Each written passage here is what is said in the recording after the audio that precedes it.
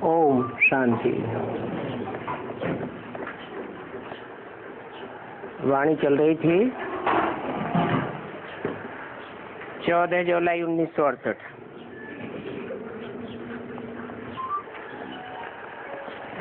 बात चल रही थी सजा न खाने वाले 8 श्रेष्ठ दानों में आना है तो बाप को याद करने की 8 घंटे की मेहनत करनी पड़े। बाप कहते हैं कि स्वर्ग में तो सभी जाएंगे, जो भी बाप के सन्मुख बैठने वाले हैं, सुनने वाले, समझने वाले हैं, वो स्वर्ग में तो जाएंगे, परंतु पद नंबरवार हो जाएगा।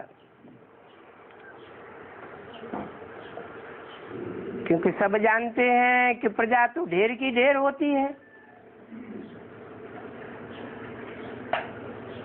राजघराने में तो थोड़े ही होते हैं। तो पुरुषार्थ करना है ऊंच पद पाने का।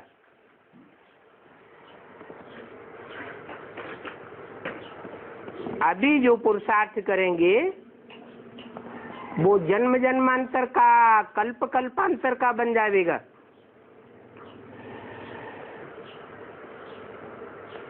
बाप तो हरेक की अवस्था से समझ सकते हैं।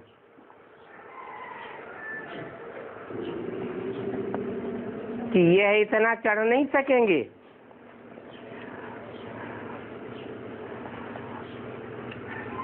इतना पुरुषार्थ करते नहीं हैं। और बाबा ये भी जानते हैं कि बहुत बच्चे बहुत अच्छी सर्विस करते हैं और अपना अनुभव भी बहुत अच्छा सुनाते हैं।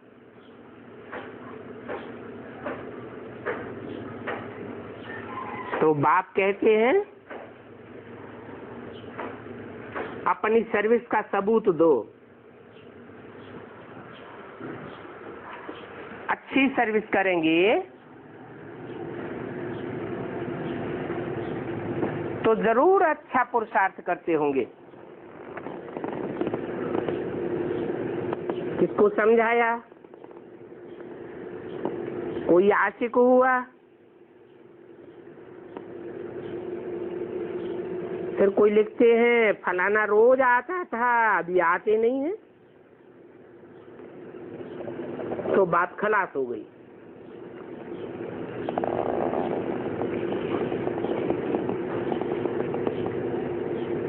टीचर्स की अवस्था पर स्टूडेंट का दारो मदार होता है। फिर सोचते हैं बाप को क्या लिखे, इतनी मेहनत की,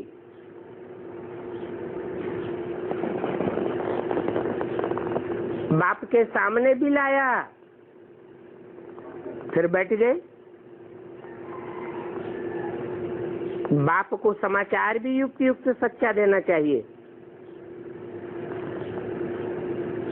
महिमा तो लिखे, फिर नहीं आता है तो क्या लिखें?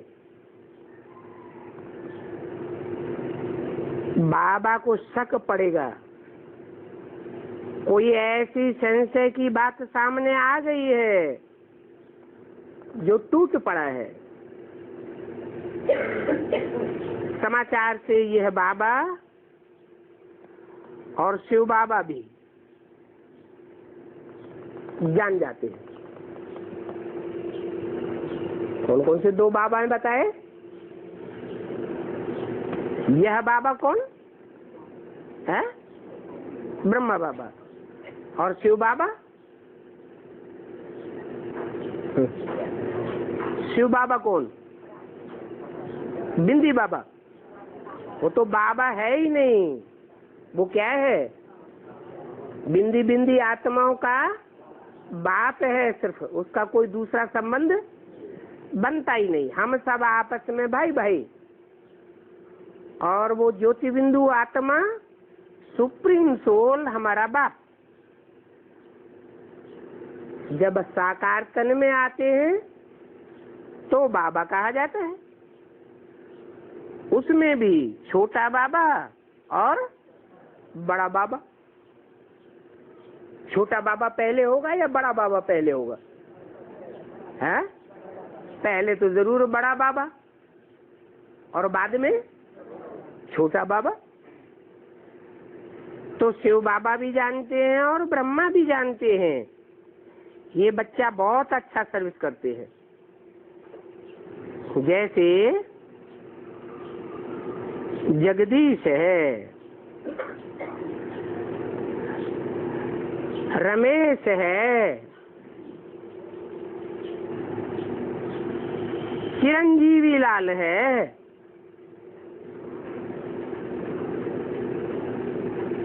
ग्वालियर का बहुत अच्छी सर्विस करते हैं। किनका तीन का नाम बताया है? एक तो जगदीश, किसका ईश? सारे जगत का ईश।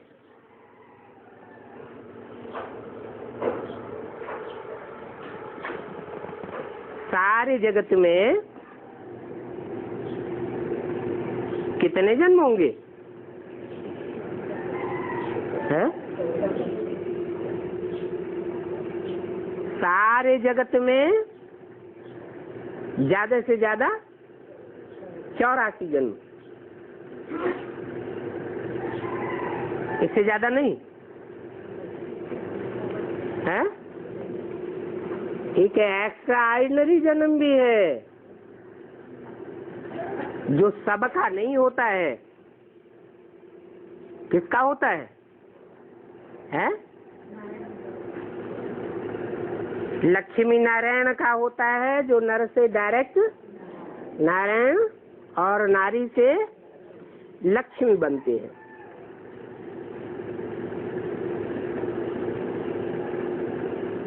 तो उनको चिरंजीवी कहेंगे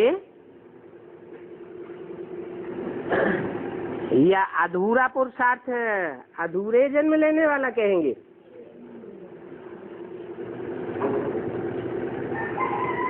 और चिरंजीवी का लाल, लाल माने बेटा। तो चिरंजीवी कौन हुए? है चिरंजीवी कहेंगे आदि भी और उनका अंत भी, पूरे 84 का चक्र का जानकार। वो तो शिव बाबा ही है। शिव बाबा जिस तन में प्रवेश करते हैं वो जगदीश है। रमा अर्थात पार्वती का ईश है, रमेश है। फिर चिरंजीवी लाल कौन है? चिरंजीवी माने क्या?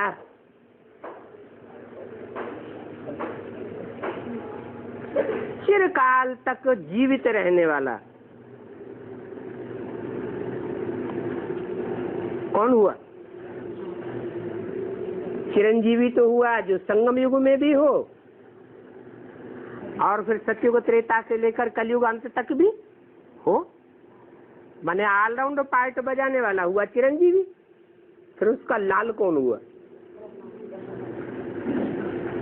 कृष्ण की आत्मा उसको कहे ब्रह्मा बाबा। लेकिन है ये कहाँ का रहने वाला है? ग्वालियर। शिव बाबा ब्रह्मा को क्या कहते हैं? बेबी कहते हैं। बेबी माने बच्चा बुद्धि। तो बच्चा बुद्धि कौन से शहर में रहते होंगे? ग्वालियर में। ये सर्विस बहुत अच्छी करते हैं। कौन कौन बताए? रमेश, जगदीश और चिरंजीवी लाल। इनको नशा बहुत अच्छा चढ़ा रहता है। जब अनुभव सुनाते हैं तो मालूम पड़ता है कि इनको ज्ञान तो मिला है, और ज्ञान तो बहुतों को मिलता है, परंतु इनको नशा बहुत अच्छा चढ़ा हुआ है। तो देखना चाहिए कितनों को हमने ज्ञान दिया। लिखते हैं आज फलाना मिनिस्टर आया,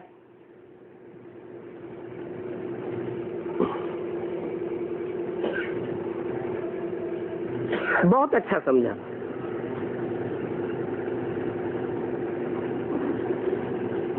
खुशी आ गई। बाबा कहते हैं उस समय तो उसने समझा, जब आया संग का रंग लगा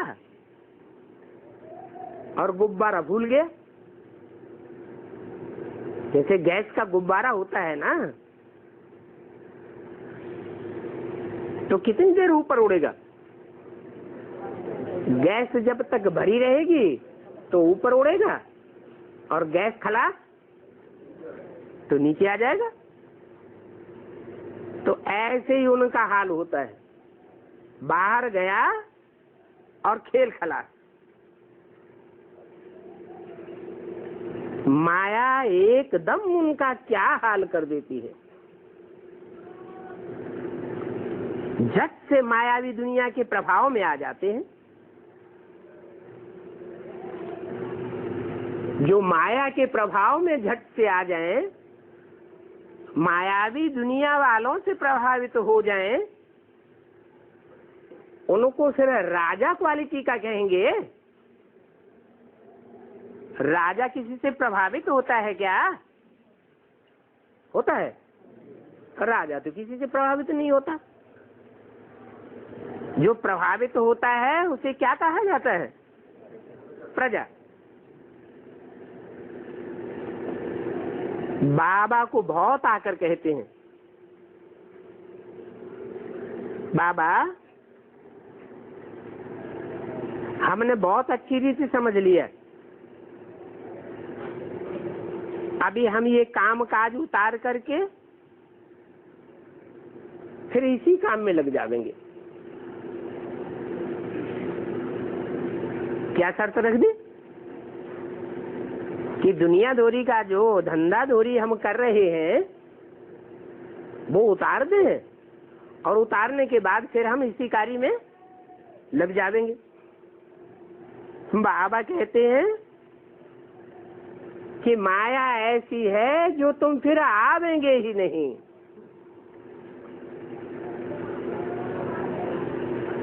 तुमको माया का संग लग जाएगा। माया पूरा ही हप कर लेती है। इसलिए भक्ति मार्ग में भी कहते हैं,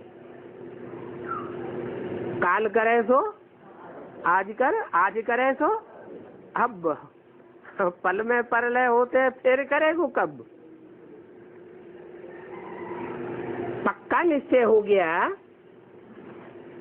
कि जन्म जन्मांतर की बाजी सुधारने वाला बाप आया हुआ है, तो तुरंत उसी कार्य में लग जाना चाहिए, देरी नहीं करना चाहिए। नहीं तो फिर वो नशा ही खलास हो जाता है। लिख कर भी देते हैं, बहुत अच्छा ज्ञान है। इस ज्ञान से बहुत उन्नति हो सकती है,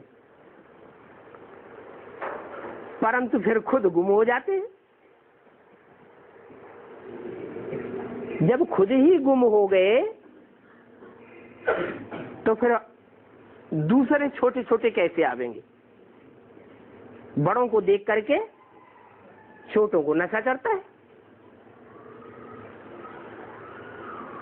ये बाहर की दुनिया में भी लागू होता है और ब्राह्मणों की दुनिया में भी ये बात लागू होती है। जो अच्छे अच्छे ब्राह्मण बच्चे हैं, अच्छी सर्विस करने वाले हैं, बाबा को बहुत याद करने वाले हैं, अगर उनकी अवस्था डाउन होती है तो फिर छोटों का भी बुरा हाल हो जाता है। बड़ों को देख करके छोटे भी चलते हैं। राजा को देख करके प्रजा भी चलती है। यथा राजा तथा प्रजा हो जाती है। तो खुद ही गुम हो जाते हैं। तो फिर उनका अनुभव जो लिखा हुआ है बल अखबार में भी आ जाए तो भी दूसरों के ऊपर फिर असर नहीं पड़ेगा। खुद जा करके दूसरों को सुना दे तब आवे। इसलिए टाइम बहुत लग जाता है। बाबा कहेंगे वो भी नथिंग न्यू। जो कुछ कल पहले मिसल चला है वो ही चलता रहता है। ड्रामा अनुसार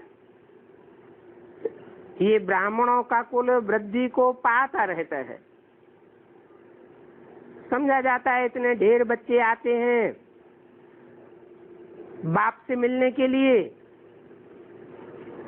उन्हों के रहने के लिए मकान आदि भी इतना बड़ा चाहिए। बाप कहते हैं मैं इस रथ पर आता हूं,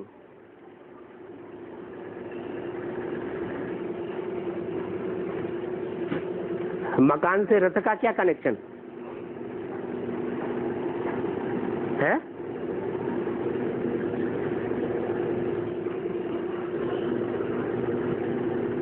बच्चों के रहने के लिए मकान चाहिए कि रथ के कंधे पर बैठेंगे? हैं? नहीं, रथ के कंधे पर नहीं बैठेंगे, परंतु जो मुकर्रर रथ है उस रथ से जो कनेक्टेड बच्चे हैं उनके रहने के लिए स्थान तो चाहिए ना। मान लो बाप, बेहद का बाप है, विदेश में जाता है,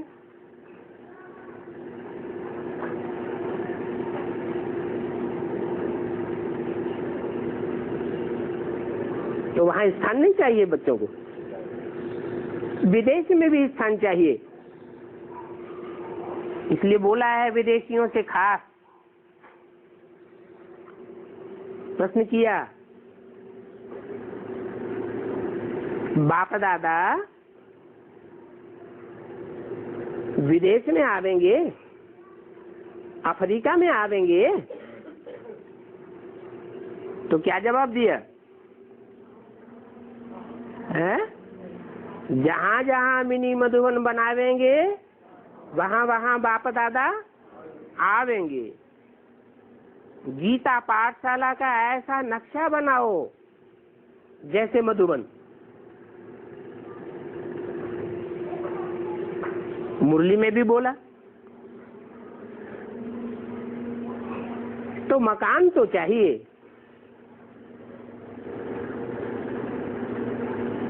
बाकी और बच्चों के लिए बोल दिया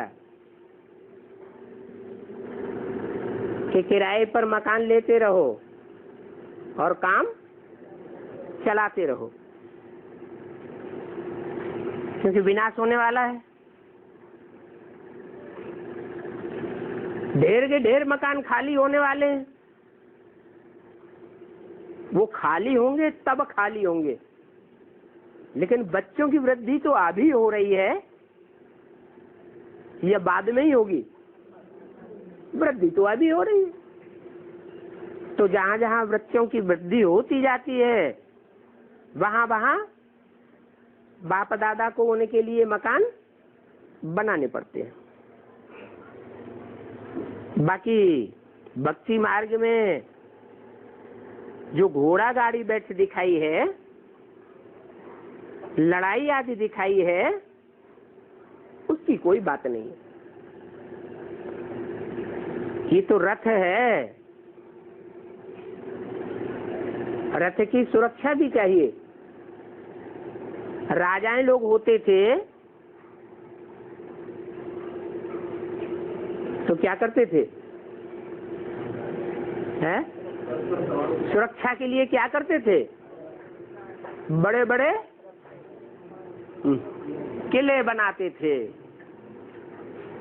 बनाते थे या नहीं बनाते थे? किले में कौन रहते थे?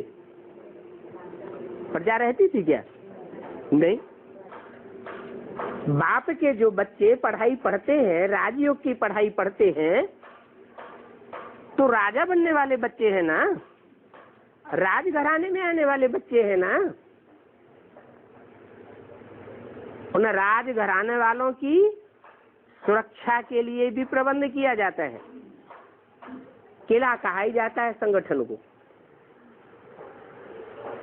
भक्ति मार्ग में जो किले बनाते थे वो तो ईंटों के किले बनाते थे।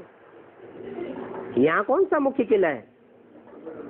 ये आत्मा रूपी ईंटों के लिए संगठन का किला चाहिए, जहाँ इकट्ठे होकर के वाइब्रेशन बना सके। उस वाइब्रेशन में, संगठित वातावरण में कोई की हमले करने की हिम्मत ही न पड़े।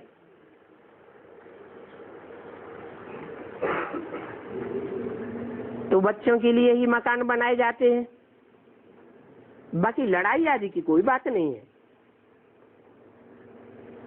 ये तो संकल्पों का युद्ध हुआ है। संकल्पों से ब्रह्मा ने सृष्टि रची, सत्य सृष्टि रची या झूठी सृष्टि रची है? सत्य सृष्टि रची। सत्य माने ही सतयुग। सच्ची सच्ची आत्माएं उसमें संगठित होती है। झूठी आत्माओं का किला तैयार नहीं होगा। इसलिए बोला ये ब्राह्मणों का किला ऐसा बन जाएगा जिसमें एक भी भिखारी पांव नहीं रख सकेगा। बाकी कोई हथियार पवार या रथ से लड़ाई लड़ने की बात नहीं है, ये तो जानते हो। इस पुरानी दुनिया का विनाश तो होना ही है।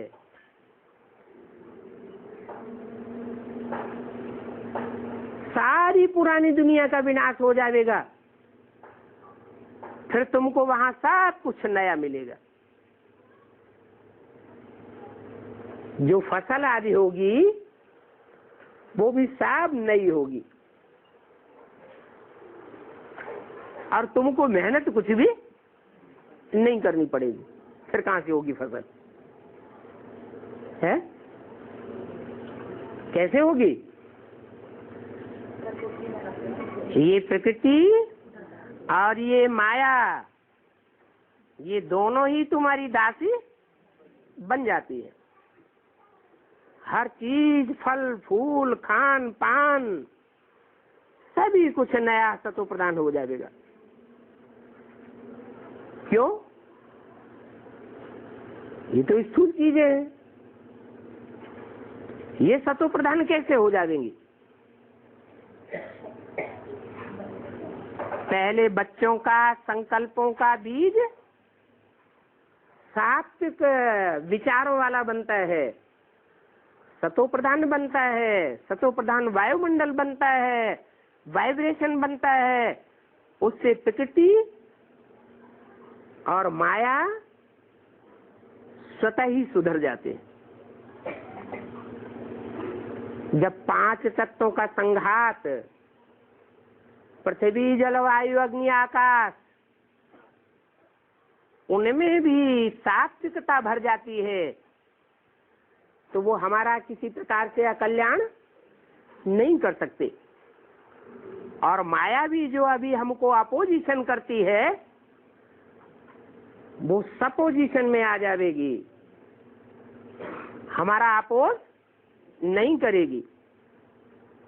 क्यों? क्योंकि तुम बच्चे भी नए विचारों वाले हो जाएंगे, तुम्हारे संकल्प भी श्रेष्ठ है, श्रीमत के अनुसार चलेंगे। एक भी संकल्प तुम्हारा श्रीमत के बरखिलाफ नहीं चलेगा। जो गायन है ब्रह्मा के संकल्पों से सृष्टि रची गई, तो क्या एक ही ब्रह्मा था? है? एक ही नई दुनिया खड़ी कर लेता है क्या? नहीं, ये संगठन का कमाल है। आत्मा तमो प्रधान से सतो प्रधान बनती है ना। तमो प्रधान आत्मा होती है, संकल्प कैसे करेगी? तमो प्रधान संकल्प करेगी, इसका नुकसान करो, उसका नुकसान करो, खुदकशी कर लो, अपना नुकसान करो। सतो प्रधान आत्मा कैसे संकल्प करेगी? खुद को भी सुखदाई और दूसरों के लिए भी सुखदाई संकल्प करेगी। सिर्फ संकल्प ही नहीं, दृष्टि भी कैसी होगी? दृष्टि भी सुखदाई होगी, दुखदाई दृष्टि नहीं होगी। बुरे विचारों वाली विविचारी दृष्टि नहीं होगी, दृष्टि भी अव्यभिचारी बन जाएगी। और कर्मेंद्रिया भी शीतल बन जाएंगी, उनमें विविचार नहीं पैदा हो सकता। अब विविचारी इंद्रियां बन जा, सुखदाई इंद्रियां बन जाएंगी, दुखदाई इंद्रियां नहीं रहेंगी। तो तुम जानते हो कि इन लक्ष्मी नारायण ने राज्य कैसे लिया है? कैसे लिया? क्या किया? अपनी मन बुद्धि रूपी आत्मा को सतो प्रधान बनाया। सत संकल्प, सत्य वाणी, सत्य दृष्टि और सत्य कर्म, जो कर्मेंद्रियों से कर्म किए जाते हैं वो भी सच्चे। सच्चा किसे कहा जाता है? दुखदाई को नहीं, जिसका रिजल्ट सदा काल के लिए सुखदाई हो वो ही सत्य कहा जाता है। तो दुनिया में इस बात का किसी को पता नहीं है कि लक्ष्मी नारायण ने क्या किया जो सारे विश्व के मालिक बन गए, और दुनिया में कोई भी उनकी बुराई नहीं करता। लक्ष्मी नारायण की कहीं बुराई सुनी? लक्ष्मी की तो चलो सुनी हो, लेकिन नारायण की तो बिल्कुल ही बुराई नहीं सुनी। सब देवताओं की ग्लानि करते हैं, नारायण की ग्लानि नहीं करते। क्यों नहीं करते?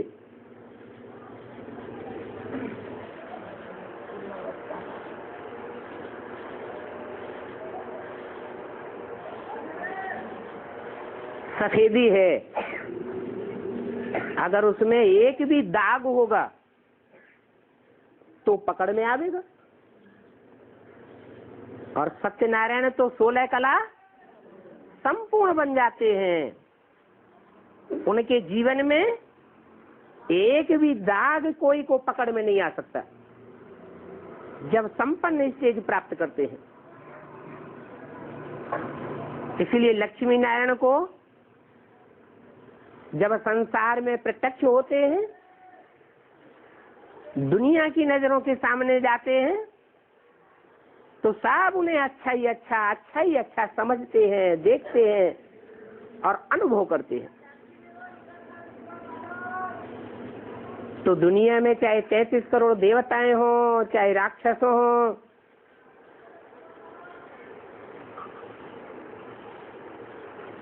चाहे ब्राह्मण हो,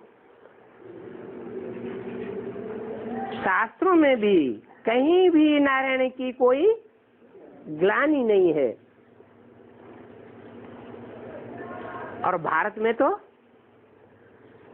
खास घर घर में सत्यनारायण की कथा होती है। उस कथा का नाम ही सत्यनारायण की कथा रखा गया है। परंतु वो तो भक्ति मार्ग की कथा है। भक्ति मार्ग में झूठी कथा सुनाते हैं, सच्ची कथा सुनाते हैं। वो तो झूठी कथा है। बाप आकर के तुमको सच्ची कथा बताते हैं। तुम अभी जानते हो कि हमको बाप ने पढ़ाया है। क्या सच्ची पढ़ाई पढ़ाई है बाप ने, और बाकी तो सब झूठी पढ़ाई जन्म जन्मांतर पढ़ाते आए हैं।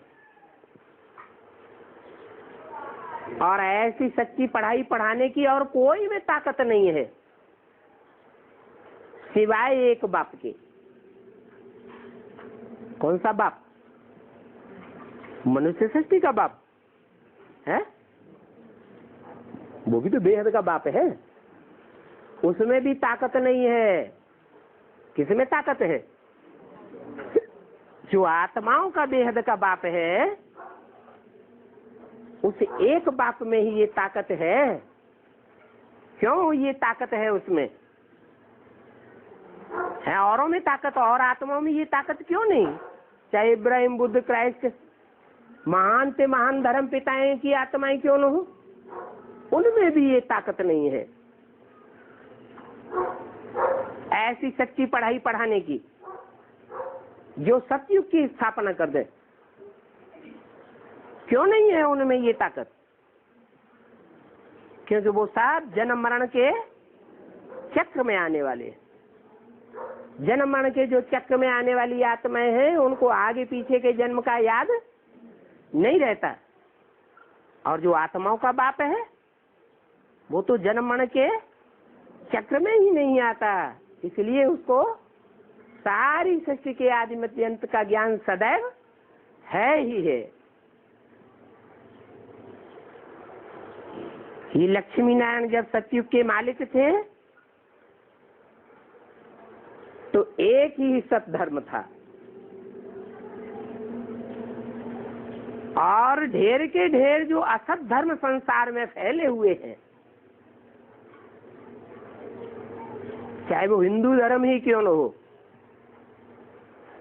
वो सब असत हैं या सत्य हैं?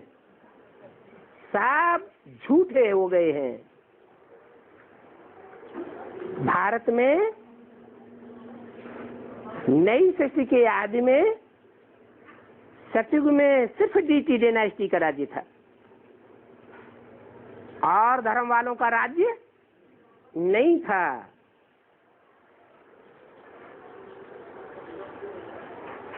और धर्म वाले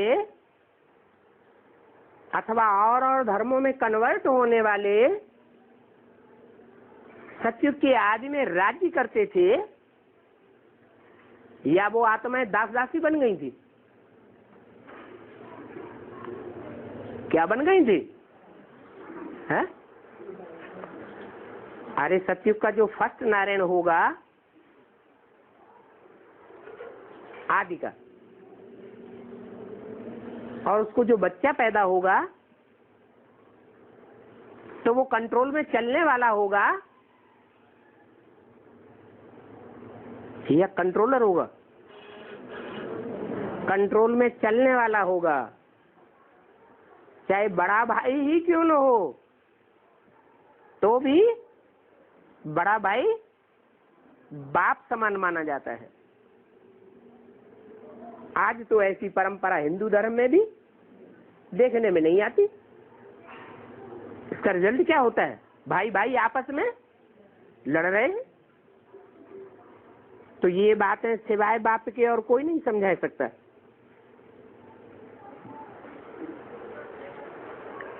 इसने लक्ष्मी नारायण ने राज्य कैसे पाया और फिर कैसे गंवाया, ये बात बाप के सिवाय दुनिया में कोई भी नहीं जानता। कैसे पाया है? अरे लक्ष्मी नारायण ने राज्य कैसे पाया? एक कारण तो बताओ पक्का पक्का।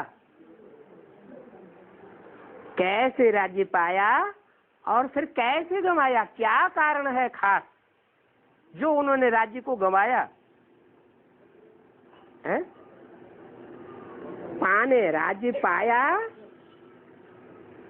सारे विश्व के ऊपर राज्य पाया है योगबल से। माने जो 8 दाने होते हैं उनको योगबल नहीं होता क्या? होता है या नहीं होता है? होता है। फिर उन्होंने तो विश्व का राज्य नहीं पाया है?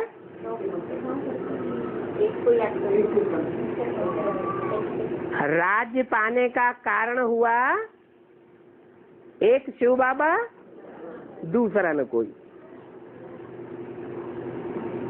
अगर औरों का आधार लेते हैं, औरों की मत पर चलते हैं तो राज्य जाता है, और एक की मत पर चलते हैं तो राज्य गंवा नहीं सकते। एक को पहचानने की बात है, तुम बता देंगे तो मनुष्य जरूर वंडर खावेंगे। और तो यह कोई बातें बता ही नहीं सकता, क्योंकि 84 के चक्र के राज को तुम जानते हो और तो कोई जानता ही नहीं। सत्य को कहा जाता है शिवालय, त्रेता को शिवालय नहीं कहा जाता है? अरे त्रेता को शिवालय कहेंगे या नहीं कहेंगे? हैं? कहेंगे। वहां एक राजा का राज्य होता है या राजाएं अनेक होते हैं? हैं? त्रेता में अनेक राजाएं होते हैं और सतयुग में एक राजा होता है। तो सारी प्रजा की दृष्टि एक के ऊपर लगी होगी या अनेकों के ऊपर लगी होगी? एक के ऊपर लगी होती। जैसे शिव के मंदिर होते हैं, जो भी पुराने शिव के मंदिर हैं, चारों ओर देवी देवताओं की मूर्तियां रखी हुई हैं और सबकी नजर किसके ऊपर लगी हुई है? एक शिव बाबा के ऊपर लगी हुई है। तो यादगार दिखाई गई है, सतयुग की यादगार है कि वहां सारी दुनिया में एक ही राजा होता है। दो राजाएं या अनेक राजाएं नहीं होते। सतयुग में होता है एक राजा, उसे कहते हैं महाराजा, और त्रेता में होते हैं अनेक राजाएं। उन अनेक राजाओं में कोई एक होता है जो राम अथवा राम के टाइटल वाला होता है। बाकी ऐसे नहीं है कि त्रेता में सिर्फ राम का ही राज्य होता है और राजाएं नहीं होते, होते हैं। द्वापर में भी इसी तरह महाराजाएं होते हैं, परंतु वहां एक महाराजा नहीं होता, अनेक महाराजाएं होते हैं जो महाराजा और सम्राट का टाइटल धर बैठते हैं। कलयुग में अनेक राजाएं होते हैं। तो ये 84 के चक्र का राज तुम्हारी बुद्धि में है। अभी तुम समझ गए हो कि सतयुग को शिवालय क्यों कहते हैं। वो पवित्र दुनिया है, पवित्र वाइब्रेशन है। एक का वाइब्रेशन सारी प्रजा के ऊपर छाया रहता है। और कलयुग को कहा जाता है वैश्यालय। वैश्यालय में और शिवालय में क्या अंतर होता है? कुछ अंतर होता है या नहीं? कोई अंतर नहीं। क्या? वैश्यालय में एक वैश्या को अनेकों की चिरौरी करनी पड़ती है और शिवालय में सिर्फ एक की मान्यता होती है। अभी ये सारी दुनिया वैश्यालय बन गई। बाप तो कहते हैं घर घर में वैश्यालय है, अपवित्र दुनिया है। ये बात भी अगर कोई नहीं समझते हैं तो उनको कहेंगे जंगली जानवर। क्या, कौन सी बात है? एक है साधे सब सद है, और सब साधे सब जाए। एक की आराधना अगर करें तो सारी प्राप्ति हो सकती है, और अनेकों की अगर पूजा करते रहेंगे तो बजाय प्राप्ति के गम आते रहेंगे। इसलिए बाबा ने पर्चे निकलवाए थे। उन पर्चों में प्रश्न डाले थे, सतयुग के रहवासी हो या कलयुग के रहवासी हो, शिवालय के रहवासी हो या वैश्यालय के रहवासी हो, स्वर्गवासी हो या नरकवासी हो, अपने दिल से पूछो, फिर पर्चों पे जवाब लिखो। कहाँ के वासी हो? तो इस पर विचार करने वालों को शर्म आवेगा। अरे हमने तो इस बात पर विचार किया ही नहीं। अभी जानते हो कि नरकवासी तो सब हैं। अभी इस दुनिया में कोई भी स्वर्गवासी नहीं है। बड़े बड़े साहूकार भल कहते हैं कि हमारे लिए तो इसी दुनिया में स्वर्ग है, परंतु जब सर के ऊपर डंडा बजता है, मान लो भूकंप आ गया, तो ये कहेंगे कि हम स्वर्गवासी है? नहीं कहेंगे। मान लो कोई बीमारी आ गई, साहूकार होगा तो लाखों करोड़ों रुपया खर्च करेगा, लेकिन खर्च करने के बावजूद भी मौत आएगी या नहीं आएगी? आएगी। तो कोई भी नहीं कह सकता कि हम सदा काल के स्वर्गवासी हैं। नरकवासी तो सभी हैं। अभी तुम बच्चे कहाँ के वासी हो? हाँ? कहाँ के वासी हो? स्वर्गवासी हो। सदैव स्थिति में रहते हो। हैं? अगर सदैव स्थिति में रहते हैं तो स्वर्गवासी कहेंगे, परंतु ऐसा तो अभी होता नहीं। तो कहाँ के वासी हो? हैं? नरकवासी हो। वैश्यालय में रहते हो। हैं? तुम्हारा एक बाप नहीं आया हुआ है? आया हुआ है। तो कहाँ के वासी हो? संगम में वासी हो, क्योंकि बाप सिर्फ संगम में ही आते हैं। भूल गए? तुम जानते हो अभी हम न नरकवासी हैं, क्योंकि हम नरकी बनाई हुई दुनिया में अब नहीं रहते हैं। नर माने मनुष्यों ने जो ये दुनिया बनाई है, नारकीय दुनिया, वैश्यालय की दुनिया, उस दुनिया में हमारी बुद्धि अब नहीं रहती है। यह मजा आता है? उस दुनिया में मजा आता है? उस धंधे धोरी में मजा आता है? आता है? नहीं आता है। बच्चों से पूछो, वो दुनियावी जो पढ़ाई है, उस पढ़ाई में मजा आता है?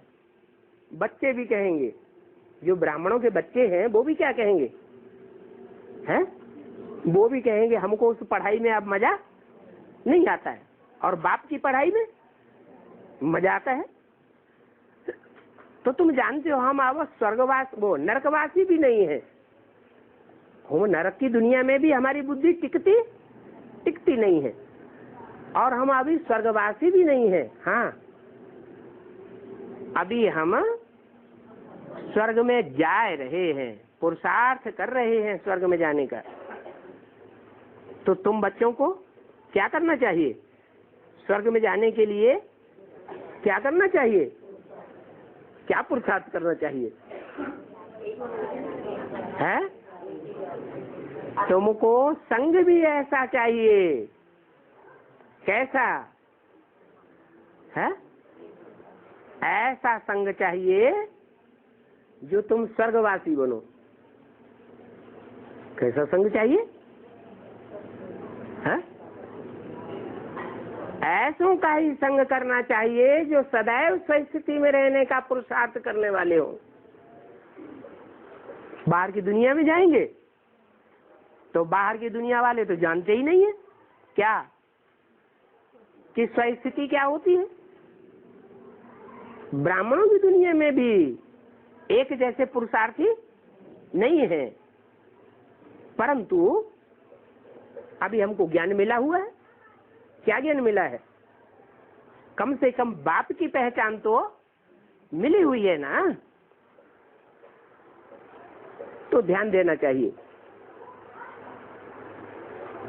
कि हम बाप के घर में बैठे हैं या दुनिया में हमारी बुद्धि रहती है? अगर दुनिया में बुद्धि रहती है तो संग का रंग भी खराब लगेगा। अगर मन बुद्धि से मधुवन में रहते हैं तो बुद्धि श्रेष्ठ बनेगी, वाइब्रेशन अच्छा बनेगा और बाप की घड़ी घड़ी याद भी आवेगी। तो तुम बच्चों को संग भी ऐसा करना चाहिए। गायन भी है, संग तारे कुसंग बोरे। ऐसे बहुत हैं जो औरों को भी बचाते रहते हैं, फिर बचाते बचाते आत्मिक स्थिति पर ध्यान नहीं देते, खुद डूब जाते हैं और दूसरे बच जाते हैं। भक्ति मार्ग की दुब्बन ऐसी है जो अच्छों को डुबो देती है। दूसरों को निकालते निकालते खुद नाम रूप में डूब जाते हैं। नाम रूप में डूबे तो ऐसी बीमारी लगती है जो गटर में फंस पड़ते हैं। इसलिए बाबा सब बच्चों को खबरदार करते हैं। किस बात में? सर्विस करने के लिए मना नहीं करते, सर्विस तो करो, लेकिन ऐसा न हो कि सर्विस करते करते किसी के नाम रूप में फंस मरो। बाबा जानते हैं जो अच्छे अच्छे बच्चे हैं, अच्छी अच्छी सेवा करते हैं, वो भी नाम रूप में फंस मरते हैं, अटैचमेंट में आ जाते हैं, बुद्धि लगाव झुकाव में आ जाती है। लगाव की निशानी क्या होती है?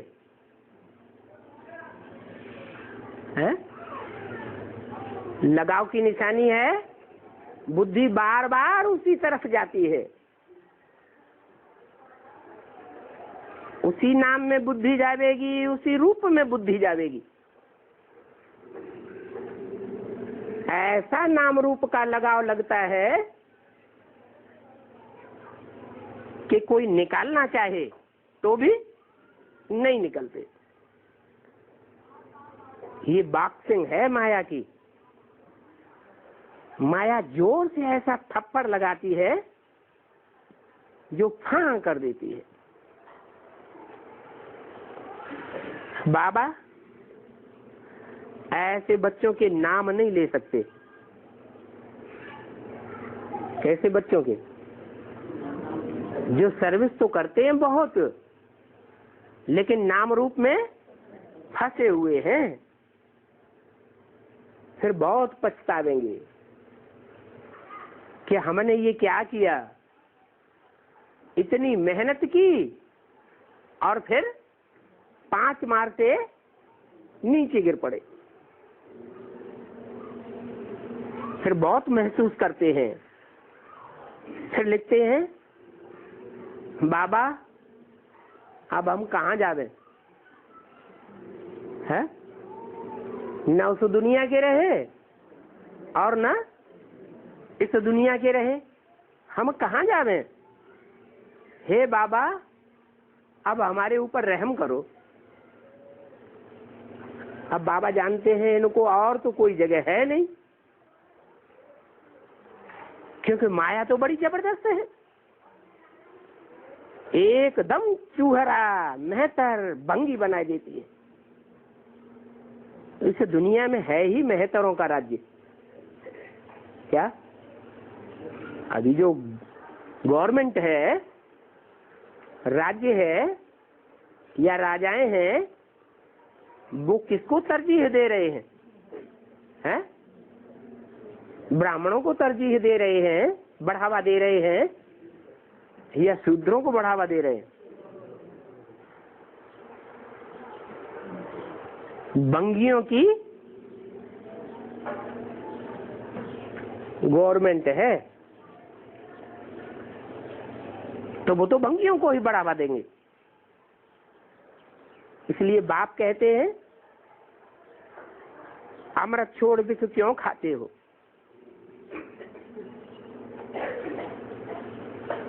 बाप अमृत बांट रहे हैं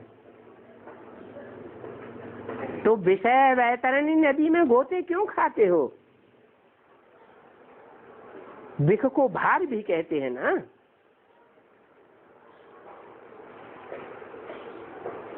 ये भार की दुनिया खत्म हो जाएगी तो क्या सतयुग में लक्ष्मी नारायण को बच्चे पैदा नहीं होंगे? होंगे या नहीं होंगे? बहुत ऐसे समझे बैठे हैं कि ये विषय बेकार नहीं होंगे तो दुनिया कैसे चलेगी? शास्त्रों में भी लिख दिया है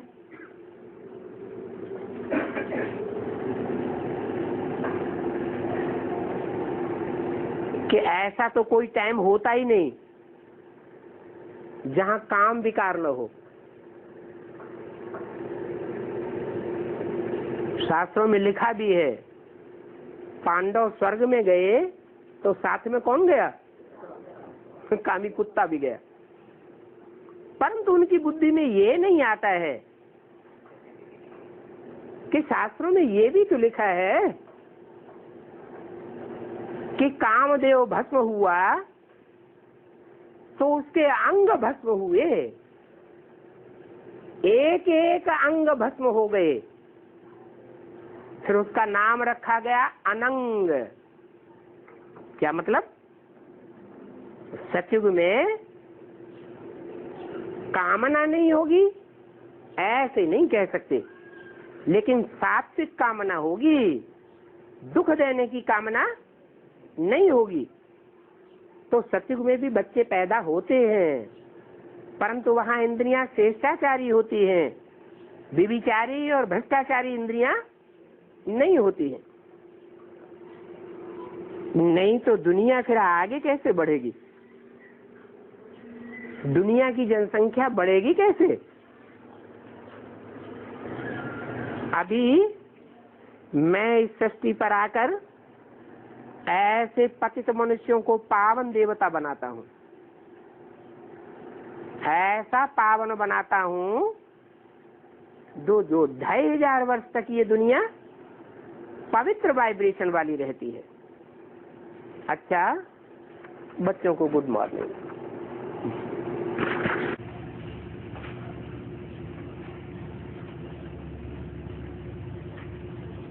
18 जुलाई 1968।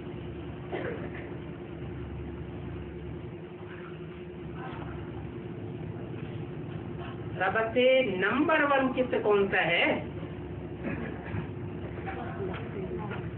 जिस चित्र को समझने से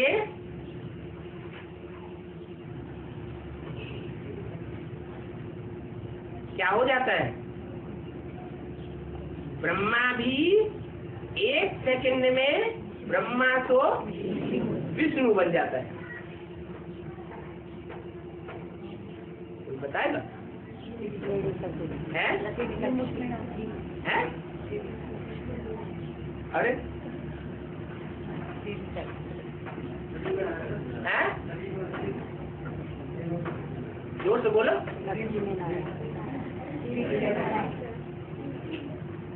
गीता का भगवान, गीता का भगवान कौन है? ये चित्र ब्रह्मा की आत्मा की बुद्धि में जब बैठेगा कि वास्तव में गीता पति भगवान साकार सृष्टि पर कौन है, तो परिवर्तन हो जाएगा। जब गीता का भगवान सिद्ध हो जाएगा तब जो अज्ञान फैला हुआ है सारी सृष्टि में, सब धर्मों में मनुष्य मात्र में अज्ञान फैला हुआ है, वो अज्ञान मिट जाएगा। कौन सा अज्ञान फैला हुआ है? नहीं, सर्वव्यापी का अज्ञान फैला हुआ है। लोग क्या समझते हैं? भगवान सर्वव्यापी है, परंतु सर्वव्यापी नहीं है। भगवान तो एक व्यापी है। एक व्यापी बनकर के ही मुकर्रर रथ में इस सृष्टि पर आता है।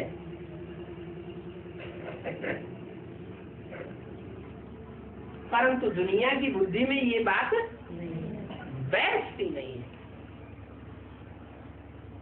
इसलिए बुद्धि भटकती रहती। बेसिक ब्राह्मणों की बुद्धि में ये बात बैठती है क्या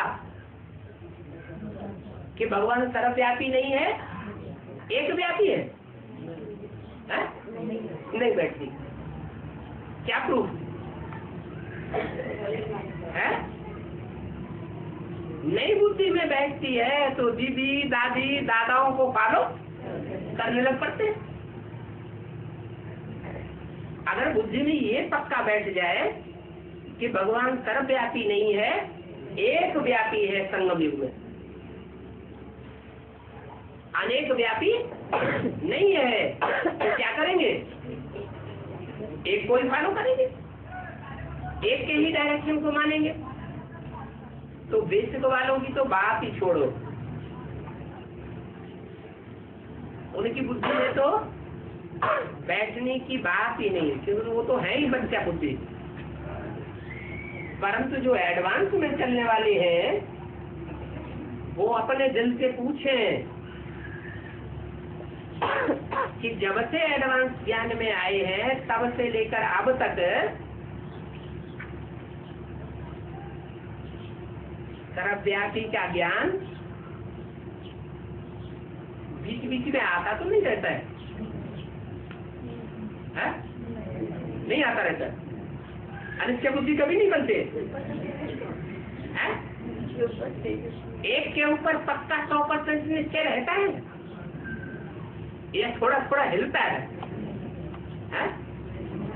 अच्छा, आगे हिलेगा, माया हिलावेगी या नहीं हिलावेगी? है? आगे नहीं हिलावेगी, नहीं।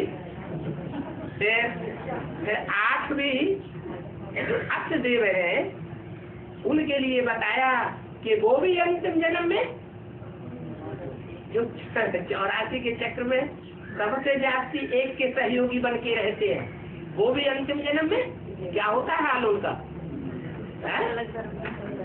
वो भी साथ छोड़ करके नीचे गिर जाते हैं, माया की चक्करी में आ जाते हैं। माया किसी को छोड़ती नहीं है, तो जब किसी को नहीं छोड़ती है तो यहाँ शूटिंग पीरियड में छोड़ देगी? है? छोड़ देगी? शूटिंग पीरियड में भी नहीं छोड़ेगी।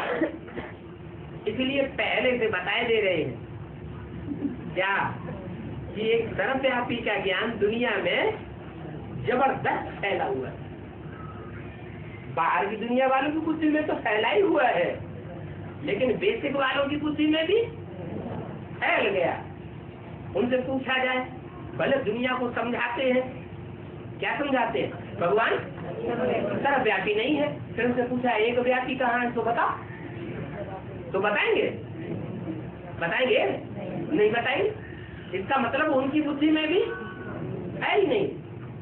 अगर कोई उनको बैठ करके समझावे तो कान बंद करने भाग जावे। तो बेसिक वालों की बुद्धि में भी वो सर्वव्यापी का ज्ञान अच्छी तरह बैठा हुआ है,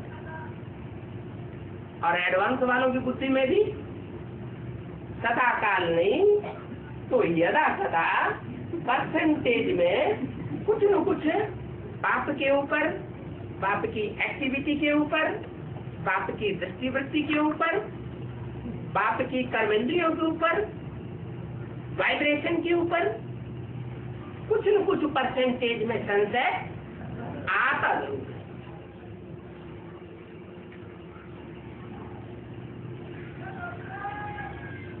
एक टाइम ऐसा आना जरूर है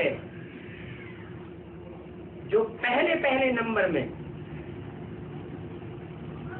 जो बेबी बुद्धि बच्चा है, जिसको शिव बाप बहुत प्यार करते हैं, वो कौन सा बच्चा है? ब्रह्मा। सारी बेसिक की पढ़ाई और सारी एडवांस की पढ़ाई किसके लिए चल रही है? एक है साधे संसद है, एक का सुधार तो सारी दुनिया का सुधार, एक का परिवर्तन तो सारे भारत का परिवर्तन हो जाता है। वो एक जिस तन में पार्ट बजाता है, कौन सा पार्ट बजाता है? माता का पार्ट बजाता है या बाप का पार्ट बजाता है? माता का पार्ट बजाता है। वो एक व्यक्तित्व, एक पर्सनालिटी जब सुधर जाएगी, उसकी बुद्धि में जब बैठ जाएगा कि गीता का भगवान कृष्ण नहीं है, कृष्ण की आत्मा नहीं है, गीता का भगवान एक शिव बाबा है। शिव बाप नहीं, कौन? शिव बाबा है, जिसको शिव शंकर भोलेनाथ कहा जाता है, जिस शिव का नाम सिर्फ एक नाम के साथ जोड़ा जाता है, जिसको देवदेव महादेव कहा जाता है, वही गीता का भगवान है। और उसी ही मुकर्रर रथ में बाप आदि से लेकर के अंत तक पार्ट बजाते हैं। अब नंबरवार सब बच्चों की बुद्धि में ये बात 500-700 करोड़ की भी बुद्धि में बैठ जाएगी। क्या? कि भगवान सर्वव्यापी नहीं है, एक व्यक्ति। इस सर्वव्यापी का ज्ञान ही उड़ जाएगा। है तो भारत की ही भूल जो सभी जगह फैल गई। बाबा तो भारत में आते हैं और कृष्ण भी भारत में ही आते हैं, सीढ़ी भी भारत के लिए है, तो भारत की ही भूल बाहर चली गई है। गीता का भगवान सिद्ध करने से सर्वव्यापी का ज्ञान उड़ जाएगा। इसलिए बाबा का इस बात पर बहुत जोर है। ये भूल भी ड्रामा अनुसार है और फिर भी होगी। अगर ऐसा होता कि हम ये कह नहीं सकते क्या कि भगवान सर्वव्यापी है, भले हम कहते नहीं है कि भगवान सर्वव्यापी है, परंतु अंदर में समझते हैं, समझ तो सकते हैं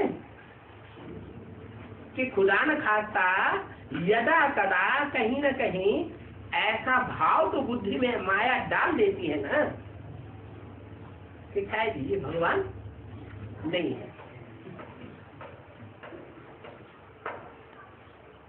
अगर थोड़े समय के लिए भी माया का अपोजिशन बुद्धि में बैठता है तो सर्वव्यापी का ज्ञान उड़ा तो नहीं। समझाया जाता है। अगर ये भूल न होती तो फिर ये चक्र भी आगे नहीं बढ़ता। क्या क्यों? बाप, आत्माओं का बाप चक्कर में नहीं आता। आता है? वो चक्कर में नहीं आता, तो इस भूल के चक्कर में भी नहीं आता। 5000 वर्ष के बाद इस धरती पर आता है तो भी उसी आत्मा को मुकर्ररत ठहराता है या कोई दूसरे को पकड़ता है? उसी आत्मा को पकड़ता है, उससे भूल नहीं होती। बाकी सबसे भूल हो जाएगी क्योंकि सब चक्करी में आ जाते हैं। तो ये ड्रामा ही हार और जीत का बना हुआ है, इसलिए ऐसे भी नहीं कह सकते कि ये भूल न हुई होती तो अच्छा। समझाया जाता है। भगवान गीता सुना करके स्वर्ग की स्थापना करते हैं। मनुष्य गीता सुनाकर स्वर्ग को नर्क बनाए देते। क्या? गीता वही है, लेकिन फर्क क्या पड़ जाता है? फर्क क्या पड़ जाता है?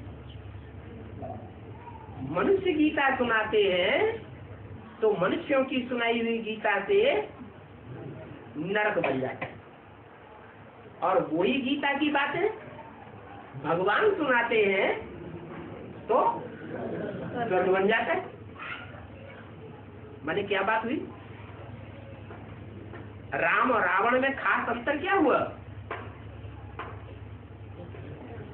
राम भी ज्ञानी तू आत्मा और रावण भी ज्ञानी तू आत्मा। इस बात का अंतर पड़ता है? धारणा का अंतर पड़ जाता है। रावण है ज्ञानी, प्रकांड विद्वान है। जैसे ब्रह्मा के हाथों में वेद शास्त्र दिखाए जाते हैं, वैसे रावण के हाथों में भी वेद शास्त्र दिखाए जाते हैं, लेकिन धारणा नहीं है। तो जब तक धारणा बुद्धि में नहीं है पवित्रता की, प्योरिटी की, तब तक सब उल्टा होता रहता है। गीता का ज्ञान भला कोई सुनाता रहे, परंतु अपनी दृष्टि व्यक्ति अगर नहीं सुधरी है, वाइब्रेशन नहीं सुधरा है, संकल्प नहीं सुधरे हैं, कर्मेंद्रियां नहीं सुधरी हैं, उन कर्मेंद्रियों के ऊपर कंट्रोल नहीं कर पाया है, तो नरक की दुनिया स्वर्ग नहीं बन सकती। फिर उस गीता को क्या कहेंगे? मनुष्य की गीता या भगवान की गीता? तो मनुष्यों की गीता कही जाती। अच्छा,